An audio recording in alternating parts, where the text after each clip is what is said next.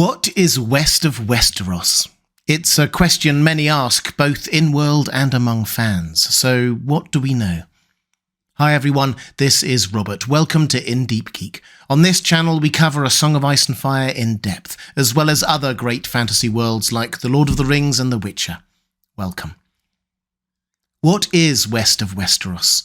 Well, the answer is the Sunset Sea. It stretches as far as the eye can see, and seemingly ships can sail for a long time without turning back for want of provisions or a sense of reckless adventure. Of course, we know what is immediately west of Westeros. There are several large islands several days' sail away. Bear Island, Fair Isle, the Arbor, and so on. And of course, the archipelago of islands that constitute the Iron Islands. Furthest west of the Iron Islands are the small group of islands clustered around the Lonely Light. That's 8 days sailing northwest of Great Wick, and probably the westernmost point of land most people know of.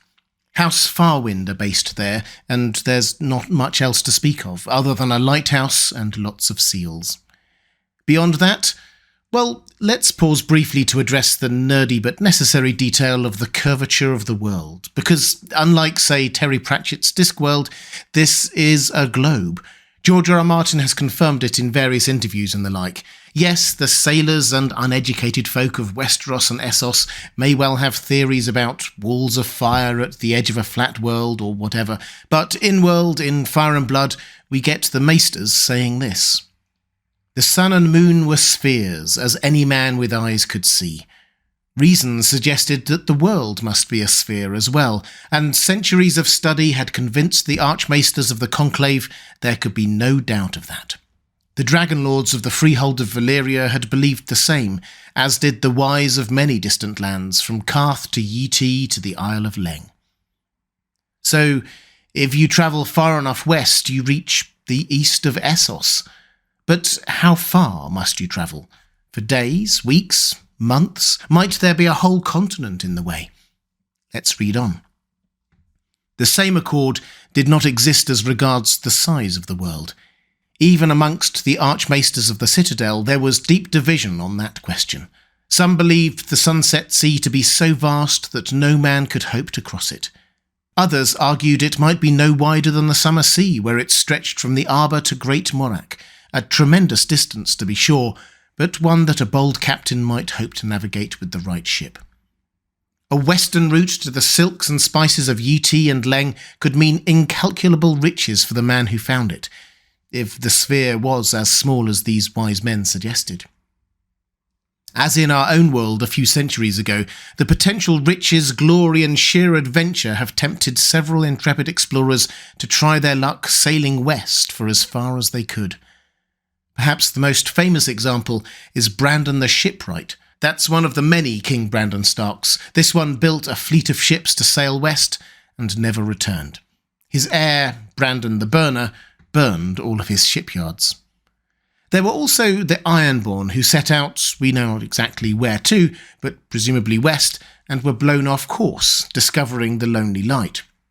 There are also a few references to people who have thought about or speculated whether it might have already been done. For example, Rhaenys Targaryen, the wife of Aegon Targaryen, not the queen who never was, apparently once wanted to fly west and see what was beyond the sea. And one of the legends of the Sea Stone Chair, the Iron Islander's throne, is that it came from some unknown land west of the Sunset Sea. And from further south than the apparently northern hemisphere Westeros, we get this. There are certain indications that explorers from Kodge may well have mapped the western coasts of Sothorius to the very bottom of the world and discovered strange lands and stranger peoples far to the south, or across the endless waters of the Sunset Sea. But the truth of these tales is known only to the princes of the Isles and the captains who serve them. What might all of these intrepid explorers have discovered?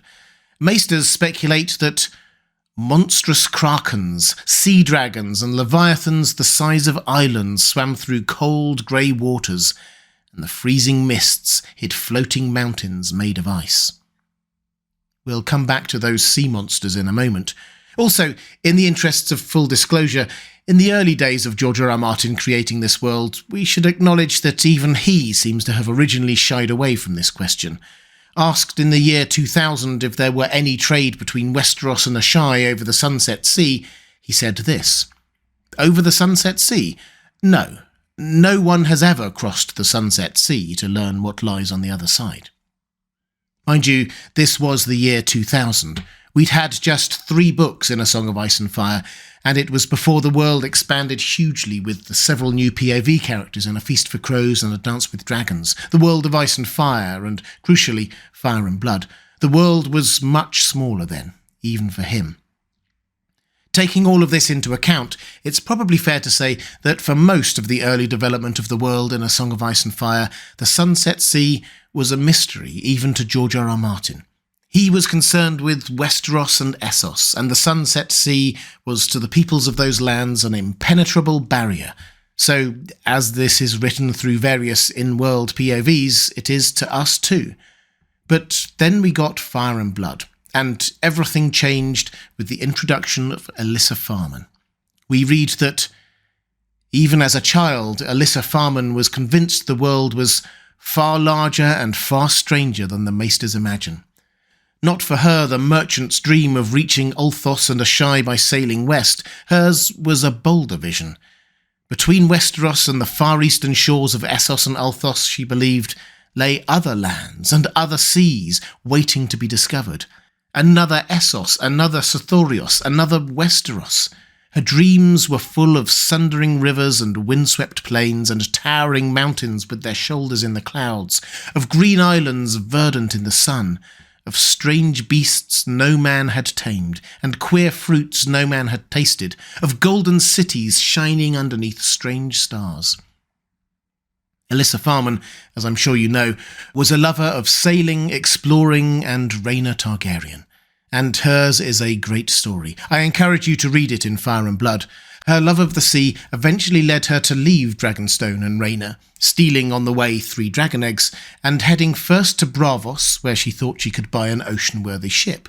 She was right, and bought that ship, which she named Sunchaser, at the price of those 3 dragon eggs.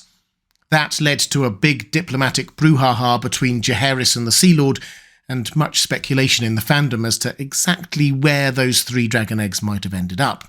Anyway, as far as we're concerned here, the important thing is that 3 dragon eggs can buy you a very good ship, custom made. We're told that it had many sails and was very fast, a large hold to keep provisions for a particularly long journey, a deep hull suitable for ocean sailing, and when she took it to Old Town, she also deliberately crewed it with those who shared her vision to explore west and not turn back, so she wouldn't face a rebellion and demands to turn back if she sailed for weeks with no sight of land. In short, the perfect ship and crew for what she had in mind. And she sailed off without a hitch. What did she find? Well, she never returned, so we don't have an account from her, but thankfully some people went with her in other ships who did return to tell the tale, or at least some of it. They travelled 12 days west, as far as anyone had ever gone that we know of. Then there were 2 weeks of calm, with limited progress. Then 3 successive storms, each worse than the last. Waves higher than the masts, we're told. One of the ships following the Sunchaser foundered and was lost. Witnesses say it was a kraken, dragging it below the waves. The Sunchaser weathered the storm, though, and towed the remaining following ship to 3 small islands she had discovered. We read this in Fire and Blood. Her man in the crow's nest had espied birds circling a hazy mountain peak on a horizon. Lady Alice made towards it and came upon 3 small islands. A mountain attended by 2 hills, as she put it. The 2 battered ships sheltered off the islands for more than a fortnight, making repairs and replenishing their stores. Lady Alice was triumphant. Here was land further to the west than any land had ever been known to be, islands that existed on no known chart. Since there were 3 of them, she named them Aegon, Rhaenys, and Visenya. The islands were uninhabited, but springs and streams were plentiful, so the voyagers were able to fill their casks with all the fresh water they required. There were wild pigs as well, and huge sluggish grey lizards as big as deer, and trees heavy with nuts and fruit. I'll leave it to any evolutionary biologist to tell us in the comments section what the flora and fauna they encountered here would imply about this world, but the key point here is that those 3 islands were the westernmost anyone had ever travelled and made it back to tell of it. Eustace Hightower, who was commanding that other ship, a nod there to Narnia? I suspect so, took his ship back home, encountering leviathans along the way, one as large as his ship, and eventually made it back to Old Town. It probably goes without saying that Alyssa Farman kept going west from those 3 islands and was never seen again by Westerosi eyes. That was all in the year 56 AC, and but for a passing reference in Fire and Blood, that might have been the last of it. Those 3 islands were the furthest land we know of to the west, and Alyssa Farman and her crew may have found other things, but we will never know. But we do get that passing reference.